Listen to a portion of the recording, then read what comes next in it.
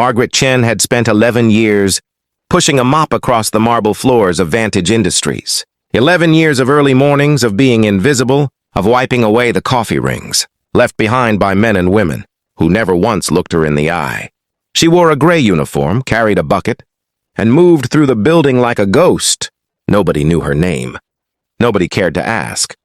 She was simply the janitor, a shadow that kept the hallways clean, while the real decisions were made behind closed doors. But Margaret carried something with her every single day, something far more powerful than any mop or bucket.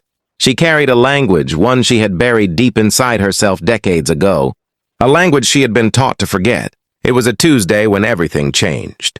Margaret was cleaning the executive restroom on the 32nd floor, when the boardroom door was left open, just a crack. Inside, 12 executives sat around a long glass table, and the CEO, a man named Richard Hale, was speaking calmly into a phone.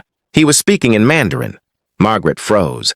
Her hands tightened around the mop handle. She understood every single word. Hale was instructing someone overseas to falsify safety reports on a chemical plant that supplied products directly to schools across the country. Children were in danger, and no one in that room, not a single person, knew what he was saying because none of them spoke Mandarin. Margaret did. She was born in Shanghai. Mandarin was her first language, the one her mother sang to her as a child. But when she came to America at age 9, the world told her to forget it.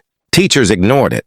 Classmates mocked it. Over the years, she buried it like a wound she wanted to heal from. She never spoke it again, not publicly, not proudly, until that Tuesday.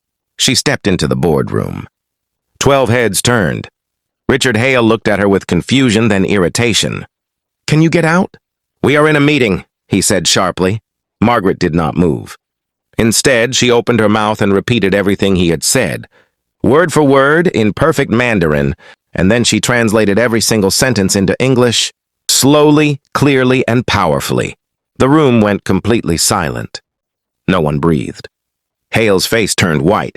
A board member pulled out her phone and started recording. Another immediately called legal. In that one moment, Margaret Chen stopped being invisible. She stopped being the shadow, the ghost, the forgotten woman with the mop.